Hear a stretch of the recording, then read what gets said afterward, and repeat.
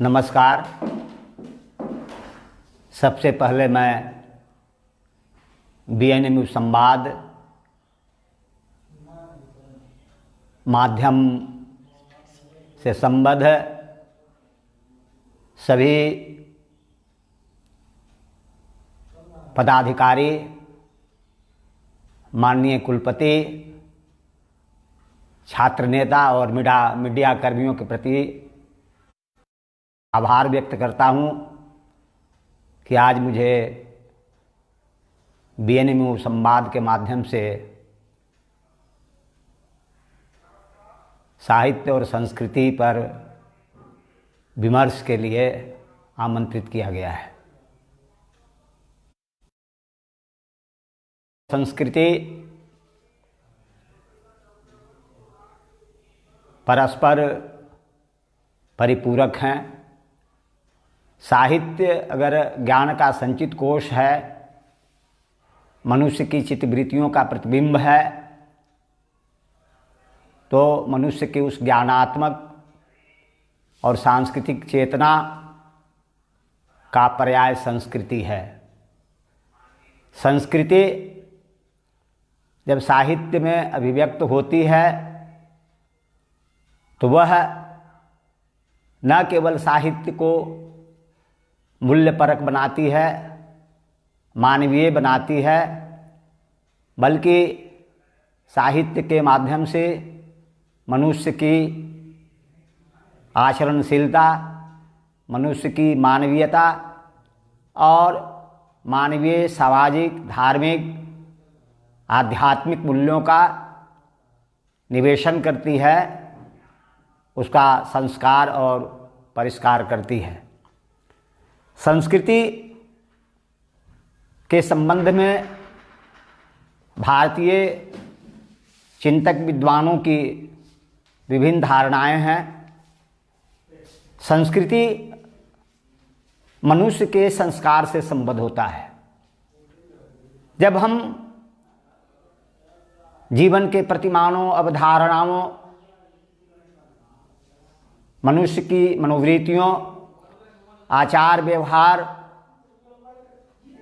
आस्था और विश्वास को अपने आचरण में उतार लेते हैं, तब वह संस्कृति का रूप धारण कर लेता है।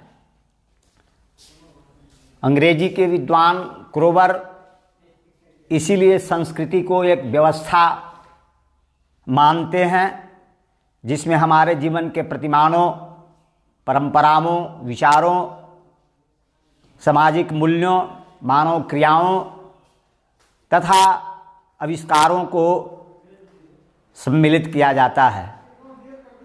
यह एक सामाजिक व्यवस्था है, यह एक पर्यावरण है जो मानवीय क्रियाओं के निर्माण में आधारभूत होता है। इसमें हस्तांतरित निर्णय, विश्वास, आचरण, व्यवहार, परंपरागत प्रतिमान आदि सन्निहित होते हैं। इसलिए डॉक्टर देवराज भारतीय संस्कृति की विशिष्टताओं का उद्घाटन करते हुए कहते हैं कि संस्कृति शिष्ट मनुष्यों की क्रियाओं का पुंज है, जिसमें जाति विशेष की सौंदर्य चेतना, नीति चेतना और धर्म चेतना का समाहन होता है। उनकी दृष्टि में संस्कृति जीवन के महत्वपूर्ण एवं सार्थक रूपों की आत्मचेतना है। संस्कृति का संबंध मनुष्य के आचार, विचार, रहन सहन, रीति रिवाज, परंपरा, धार्मिक, आध्यात्मिक आस्थाओं एवं विश्वासों से होता है। लेकिन संस्कृति का संबंध सभ्यता से भी है। डॉक्टर हुमायूं कबीर जब कहते हैं कि कोई भी सभ्यता जब परिपक्व होती है तो वह संस्कृति का रूप धारण कर लेती है। When the civilization matures, becomes culture। सभ्यता का संबंध मनुष्य के केवल बाहरी आवरण से नहीं है। सभ्यता का मतलब रहन सहन और पहनावा से नहीं है। इसीलिए दिनकर ने कहा कि मनुष्य यदि रहन सहन से, वेशभूषा से सभ्य दिखाई पड़े, लेकिन उसमें आचरणशीलता नहीं हो, मानवीयता नहीं हो, आचारगत मर्यादा नहीं हो, तो वह मनुष्य होकर भी, सभ्य होकर भी सुसंस्कृत नहीं होता है। इसलिए कुरुक्षेत्र में दिनकर ने कहा कि झड़ गई पूंछ रुमांत झड़े, पशुता का झरना बाकी है, ऊपर ऊपर तन सवर चुका, मन अभी सवरना बाकी है। मन का जब संस्कार होता है, मनुष्य के मन का जब संस्कार होता है, मनुष्य के मन का जब परिष्कार होता है, तब सभ्यता संस्कृति के रूप में परिणत हो जाती है।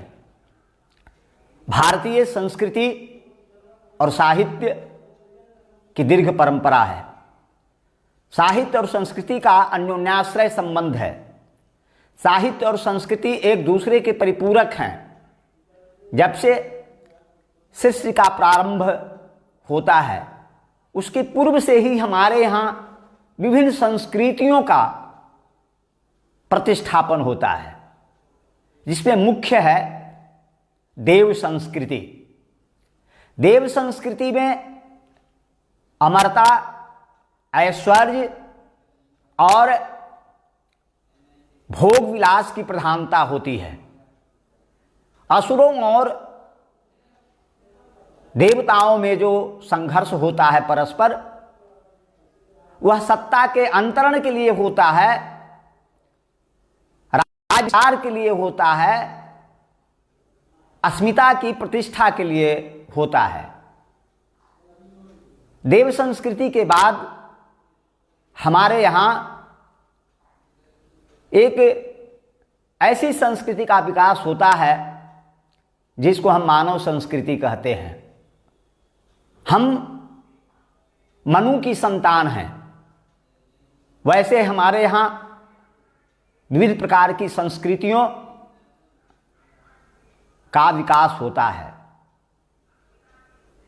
मानव संस्कृति, आदिवासी संस्कृति, आर्य संस्कृति, अनार्य संस्कृति, मुस्लिम संस्कृति और आंग्ल संस्कृति, ये युग सापेक्ष संस्कृतियां भारत में प्रतिष्ठापित होती हैं और अपनी अपनी मान्यताओं, अपनी अपनी परंपराओं, अपने अपने विश्वासों, अपनी अपनी आस्थाओं के अनुसार इनका विकास होता है।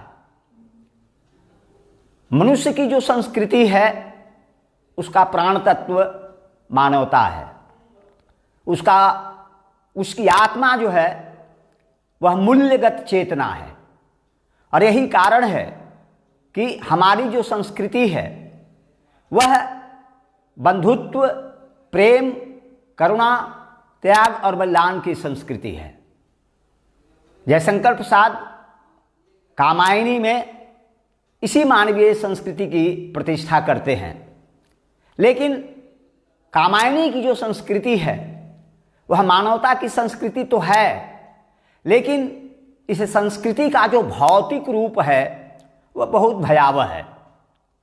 मनु जब श्रद्धा का परित्याग कर सारस्वत प्रदेश का राजा बनते हैं और उनका संपर्क जब ईड़ा से होता है तो मनु मानवीय गुणों का परित्याग कर भोगवादी जीवन पद्धति को, भोगवादी संस्कृति को अपना लेते हैं और उनके लिए मूल्य, उनके लिए नैतिकता, उनके लिए मर्यादा का कोई अर्थ नहीं रह जाता। परिणाम होता है कि मनु अपनी प्रजा ईड़ा से व्यभिचार करने पर आमादा हो जाते हैं। मनु के इस अनैतिक कार्य से सारस्वत प्रदेश की प्रजा विद्रोह कर देती है। मनु युद्ध में पराजित होते हैं।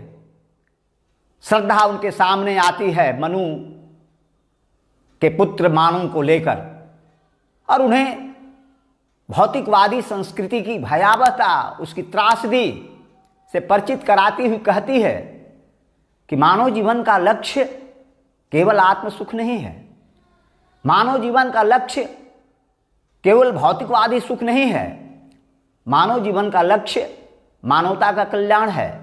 इसलिए वह मनु को प्रेरित करती हुई कहती है, औरों को हंसते देखो मनु हंसो और सुख पाओ, अपने सुख को विस्तृत कर लो सबको सुखी बनाओ। हम जो आत्म केंद्रित मनुष्य, आज का जो मनुष्य, भौतिकवादी मनुष्य जो आत्म केंद्रित है, उपभोक्तावादी संस्कृति का शिकार है, उसके मूल में उसकी सत्ता लिप्सा है, उसकी भोग लिप्सा है।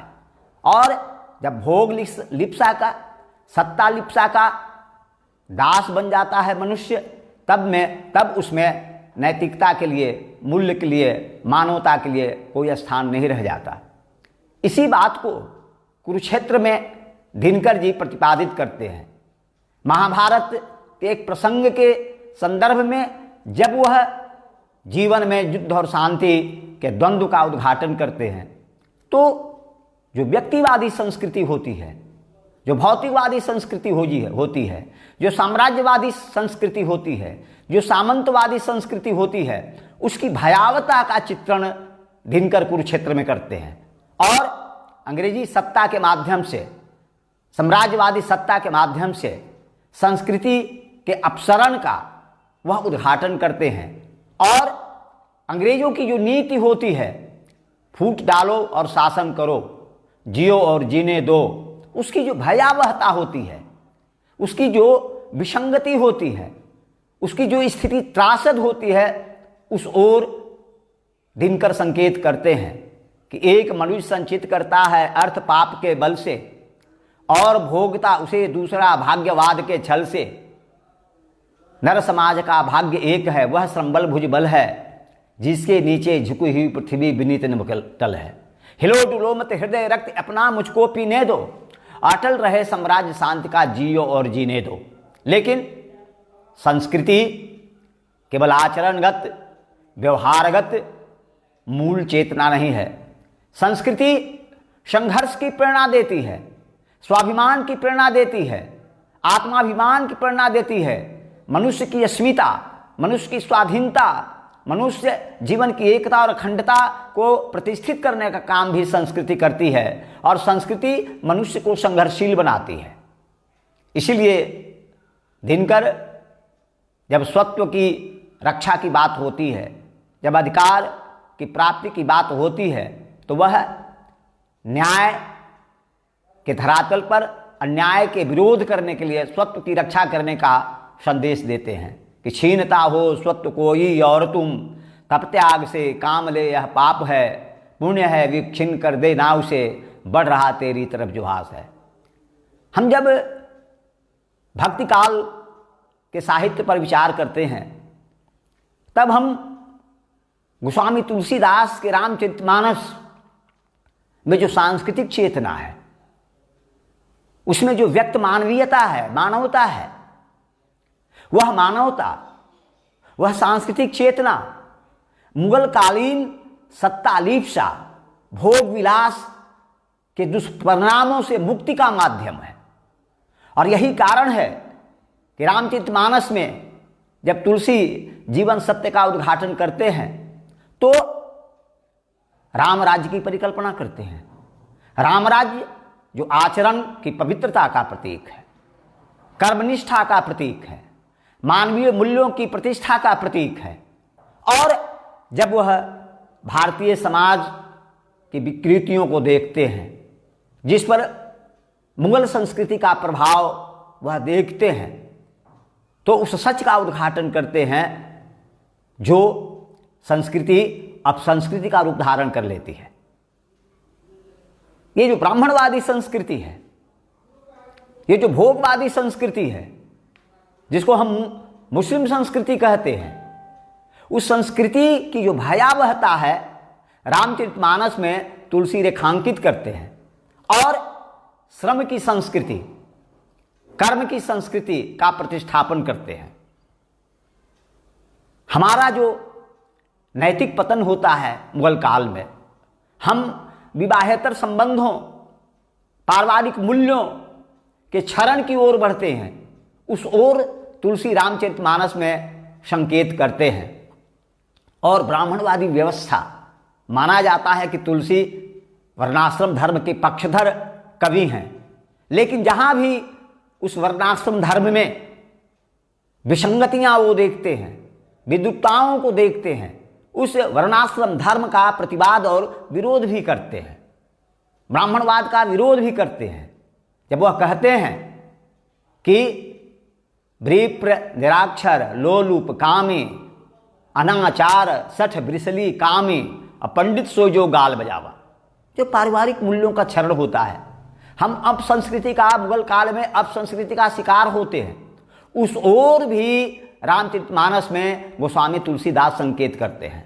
कलिकाल बेहाल किए मनुजा, कोई मानत नहीं अनुजा तनुजा। पारिवारिक मूल्य टूटते हैं, हमारा विखंडन होता है, हमारा नैतिक पतन होता है। उस ओर तुलसी संकेत करते हैं और एक ऐसे राज्य की परिकल्पना करते हैं जो मुगल संस्कृति का भोगवादी रूप नहीं हो, जो विखंडनवादी नहीं हो, जिसमें सांप्रदायिकता नहीं हो। इसलिए जब वह राम राज्य की परिकल्पना करते हैं तो स्पष्ट करते हैं वो कि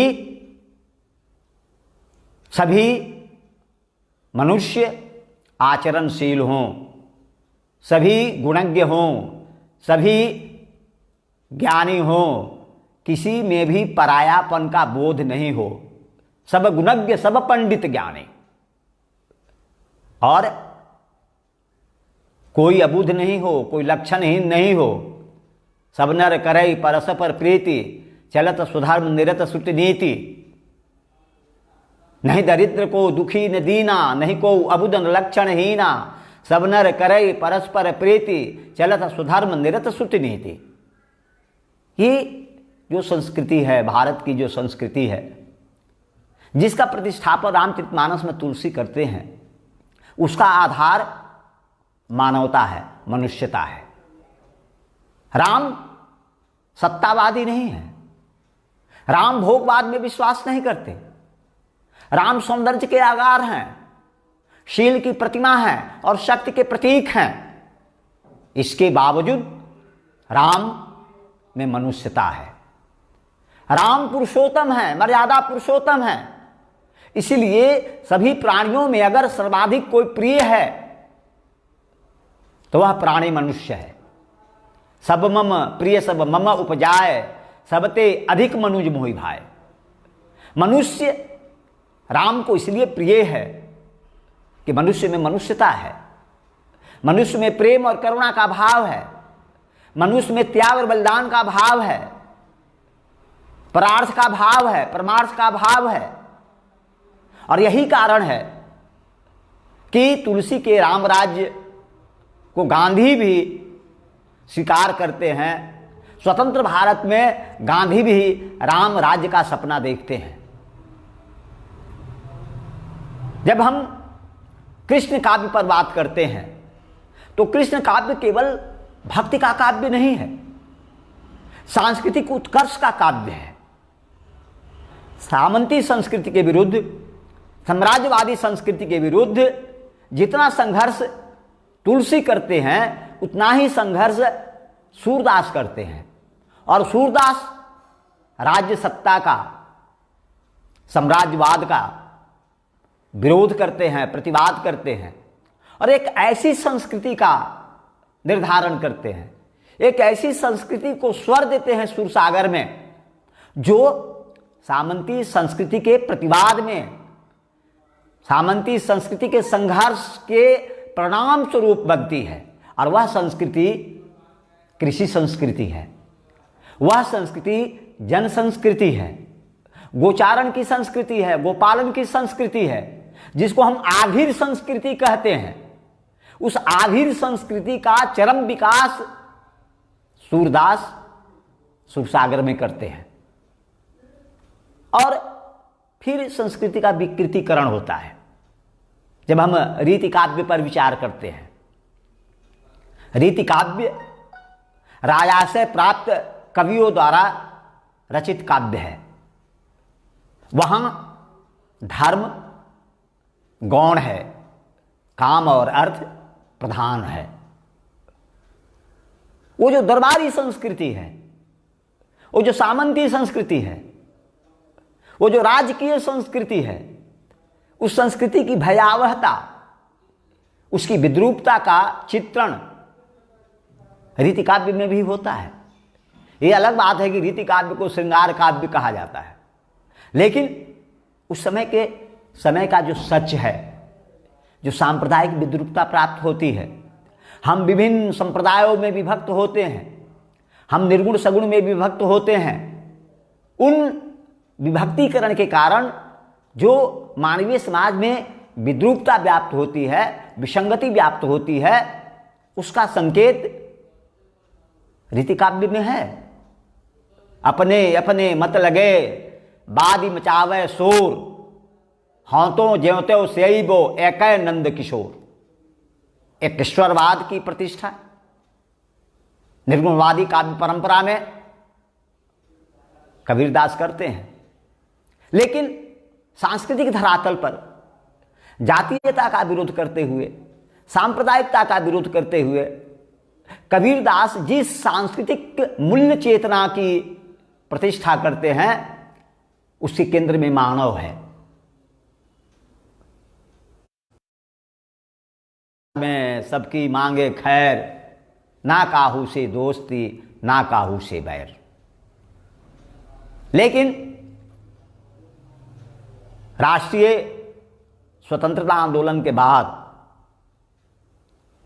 हम जब पश्चिमी सभ्यता और संस्कृति, पश्चिमी संस्कृति से आक्रांत होते हैं, पश्चिमी संस्कृति का अनुकरण करते हैं, तो उसका प्रभाव साहित्य पर भी पड़ता है। ये जो आधुनिक साहित्य है, जिसको हम नई कविता कहते हैं, नई कहानी कहते हैं, उन कविताओं और कहानियों में अब संस्कृति, पाश्चात्यानुकृति का चरम विकास होता है। और यही कारण है कि हम अपनी सभ्यता, अपनी संस्कृति, अपने जीवन मूल्य, रीति रिवाज, परंपरा के प्रति विरक्त हो जाते हैं। हम अनुकरणवादी हो जाते हैं। हम मार्क्स के प्रति आस्थावान हो जाते हैं। हम फ्रायड के प्रति आस्थावान हो जाते हैं। हम कामू काफ्का और सार्त्र के अस्तित्ववाद के प्रति आसक्त हो जाते हैं। परिणाम कि हम समष्टिवादी सामाजिक संस्कृति का परित्याग कर व्यक्तिवादी संस्कृति का अनुगमन करने लगते हैं। परिणामतः हम व्यक्तिवादी हो जाते हैं। हम अपनी परंपराओं, हम अपने मूल्यों, हम अपने विश्वासों, आस्थाओं के प्रति विरक्त हो जाते हैं। परिणाम होता है कि हम ईश्वर में विश्वास नहीं करते, हम धर्म में विश्वास नहीं करते, हम भोगवादी हो जाते हैं, हम अपसंस्कृतिवादी हो जाते हैं। और उस अपसंस्कृति से आक्रांत हमारा साहित्य भी होता है। ये जो नया साहित्य है, हिंदी का नया साहित्य है, उसमें वैयक्तिकता चरम पर पनपती है। परिणाम होता है कि हमारे यहाँ जो मार्क्सवादी दर्शन है, द्वंद्वात्मक भौतिकवाद, हम अपनी सभ्यता और संस्कृति, परम सत्ता के प्रति अंधविश्वास के नाम पर अश्रद्धा व्यक्त करते हैं। चाहे धूमिल हो, राजकमल चौधरी हो, या जो भी मार्क्सवादी कवि लेखक हैं, उनकी रचनाओं में मार्क्स का गुणगान होता है। गांधीवाद के समानांतर मार्क्सवाद की प्रतिष्ठा का उपक्रम होता है। लेकिन मार्क्सवाद और माओवाद का जो विकृत रूप होता है, वह माओवाद होता है, हिंसा प्रतिहिंसा का दौर चलता है। साहित्य में भी हिंसा प्रतिहिंसा की बात होती है, लेकिन प्रगतिवादी साहित्य के धरातल पर हमारे यहाँ के रचनाकार मानवीय मूल्यों, मानवीय अस्मिता, संस्कृति की प्रतिष्ठा का उपक्रम करते हैं। चाहे केदारनाथ अग्रवाल हो, चाहे नागार्जुन हो या त्रिलोचन, इनकी रचनाओं में भारतीय संस्कृति, भारतीय जीवन मूल्य की मार्मिक अभिव्यक्ति होती है। और जो लोक संस्कृति है, जो लोक जीवन बोध है, हमारी जो प्रकृति है, हमारी जो आस्था और विश्वास हैं, उनकी अभिव्यक्ति सांस्कृतिक धरातल पर होती है। और यही कारण है कि मार्क्सवादी जीवन दर्शन को अभिव्यक्त करने वाले कवियों में ये जो त्रय हैं, केदारनाथ अग्रवाल, नागार्जुन और त्रिलोचन, अप्रतिम है, अनुपम है, अद्वितीय है, प्रणास्पद है। राष्ट्रीय स्वतंत्रता प्राप्ति के बाद हिंदी की विभिन्न विधाओं में कविता, कहानी, उपन्यास, नाटक के जो कथ्य हैं वे पाश्चात्य जीवन मूल्य, पाश्चात्य संस्कृति से प्रभावित हैं। चाहे मिथिलेश्वर हो, राजेंद्र यादव हो, कमलेश्वर हो, मोहन राकेश हो, ये नारी अस्मिता के नाम पर भौतिक मूल्यों को महत्व देते हुए जीवन में जो अजनबीपन है, टूटन है, संत्रास है, अकेलापन है, उसको साहित्य के कथ्य के रूप में स्वीकार करते हुए केवल विकृतियों, अपसंस्कृतियों को अभिव्यक्ति प्रदान करते हैं। चाहे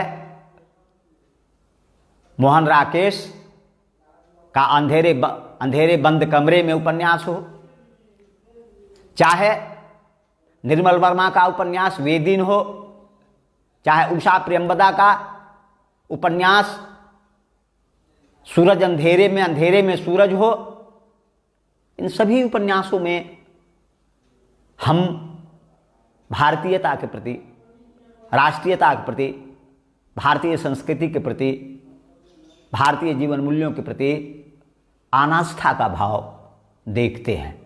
परिणामतः हमारे यहाँ तो मूल्यपरक साहित्य होते हैं, संस्कृति परक साहित्य होते हैं, वे अब संस्कृति परक साहित्य में परिणत हो जाते हैं। एक बहुत महत्वपूर्ण नाटक आधे अधूरे, मोहन राकेश का नाटक है आधे अधूरे। इसमें स्त्री अस्मिता को प्रतिष्ठित करने का उपक्रम है। सावित्री स्वावलंबी है, नौकरी करती है, आर्थिक दृष्टि से संपन्न है, लेकिन उसमें नैतिकता, उसमें संस्कृति, उसमें जीवन मूल्यों के प्रति कोई आस्था और विश्वास नहीं है। जब वो स्वावलंबी हो जाती है, जब वह स्वाधीन हो जाती है, तब उसमें व्यक्ति स्वातंत्र्य की चेतना प्रबल हो जाती है। वो आधुनिक जीवन मूल्यों से संबद्ध होकर के पारिवारिक मूल्यों को तोड़ती है। परिणाम क्या होता है?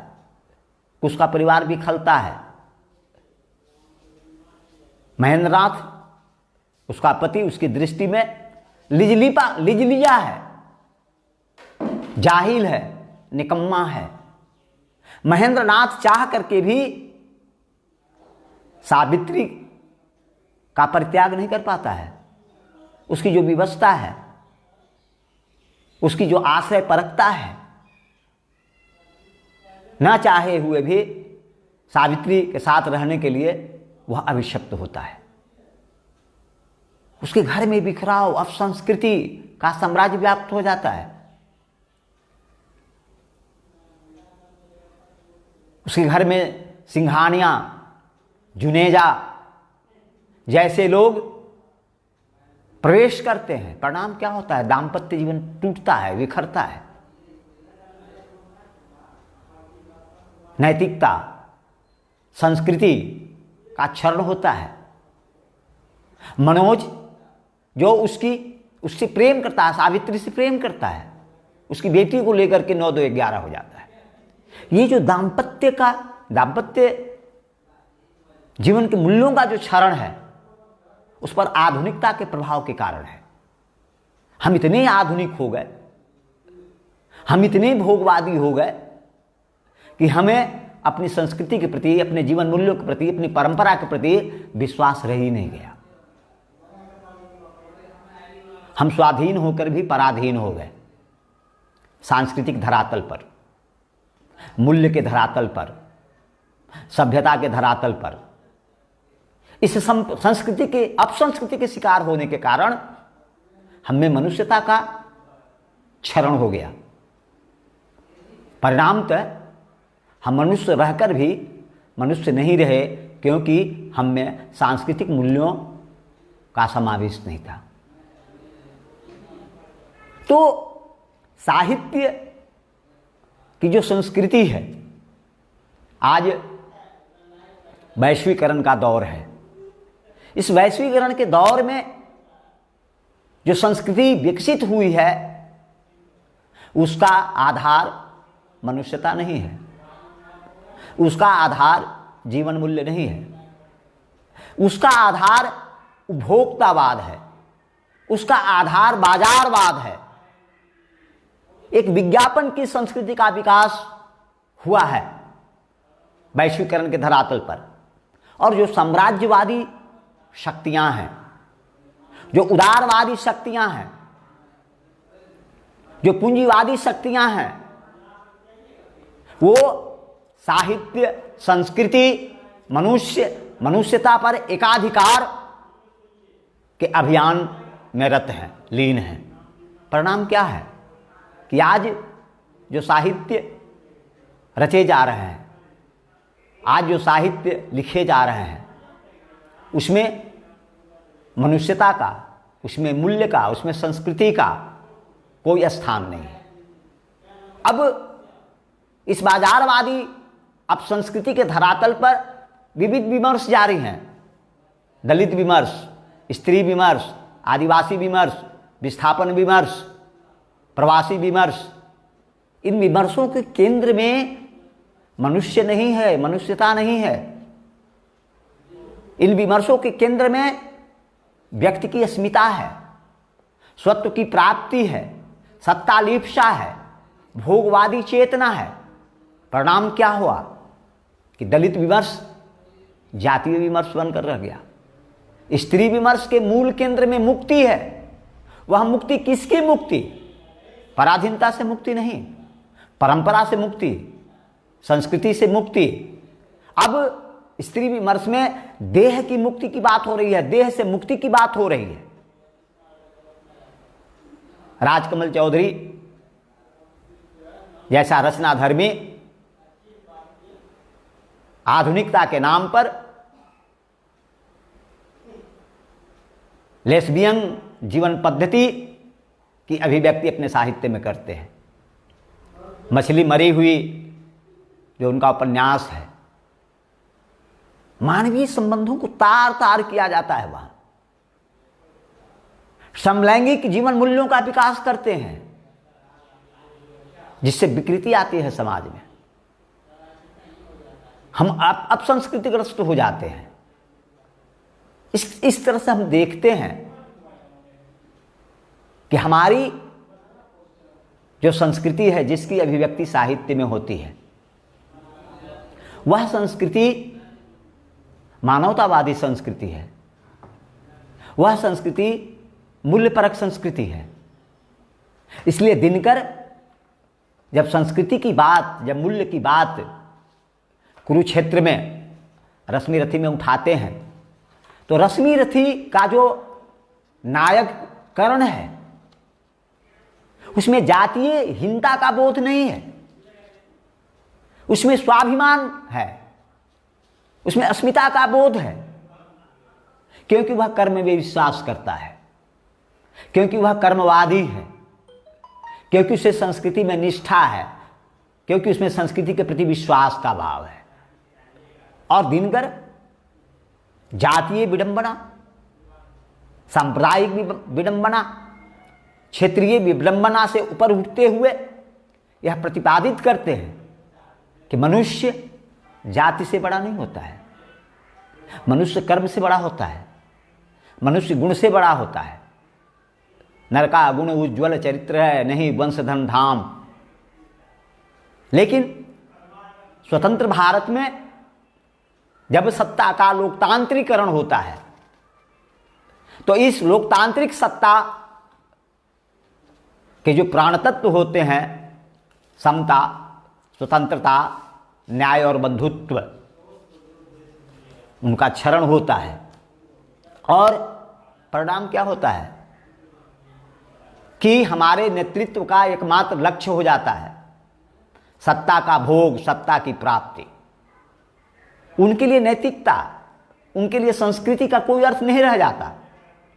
तभी तो आचार्य जानकी वल्लभ शास्त्री को कहना पड़ता है, कुपथ कुपथ रथ दौड़ आता, जो पथ निर्देशक वह है, लाज लजाती जिसकी कृति से धृति उपदेशक वह है, मूर्त दम्भ उड़ने उड़ता है शील विनय परिभाषा, मरण मुख से देता है जन को जीने की आशा।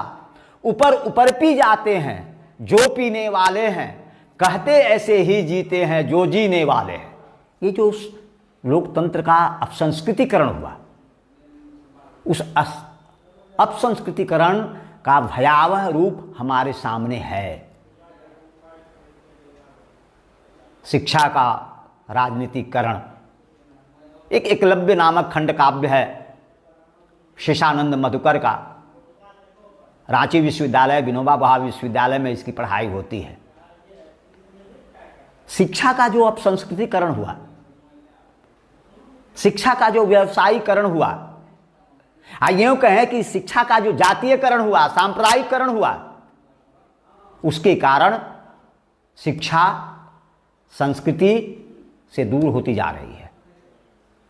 और इसीलिए मधुकर जी ने कहा कि राजनीति या बैठी जब से शिक्षण में, सत्ता अनीति के भय से सब घबराते हैं, अभ्यास ज्ञान जिज्ञासा के जो शत्रु रहे, ऊंची शिक्षा के भी प्रतीक बन जाते हैं। हम आज की भयावह परिस्थिति में, आज के भयावह परिवेश में संस्कृति का यदि हम आत्मसातीकरण नहीं करते हैं, भारत केवल ज्ञान की भूमि नहीं है, भारत केवल अध्यात्म की भूमि नहीं है, भारत संस्कृति और मनुष्यता की भूमि है। दिनकर ने कहा कि भारत नहीं स्थान का वाचक गुण विशेष नर का है, जहां कहीं एकता अखंडता, जहां प्रेम का स्वर है, देश देश में वहां खड़ा भारत जीवित भास्वर है। भारत की जो संस्कृति है वो भोग की संस्कृति नहीं है, त्याग और उत्सर्ग की संस्कृति है, बलिदान की संस्कृति है। हम स्वार्थ के मार्ग पर बढ़ते हुए भी परमार्थ का विकास करते हैं। इसीलिए दिनकर कुरुक्षेत्र में विश्व संस्कृति की बात करते हैं और कहते हैं कि हमारी जो संस्कृति है वह त्याग और उत्सर्ग की संस्कृति है, इसकी आत्मा मनुष्यता है। और वो कहते हैं कि मनुष्यता की विजय हमारी सबसे बड़ी विजय है। आज हम दोहरे आचरण, दोहरे चरित्र में विश्वास करते हैं, उसके मूल में अपसंस्कृति है। दिनकर कुरुक्षेत्र में कहते हैं, छद्म इसकी कल्पना, पाखंड इसका ज्ञान, यह मनुष्यता का घोरतम अपमान। लेकिन विश्व संस्कृति की प्रतिष्ठा की परिकल्पना करते हैं कुरुक्षेत्र में दिनकर, और कहते हैं कि श्रेय उसके प्राण में बहती प्रणय की वायु, मानवों के हेतु अर्पित मानवों की आयु। एक ऐसी संस्कृति का विकास दिनकर करना चाहते हैं जो विश्व संस्कृति हो, समता विधायक विश्व के निर्माण में अहम भूमिका निभाती हो संस्कृति, स्नेह सिंचित विश्व पर नव न्याय का निर्माण।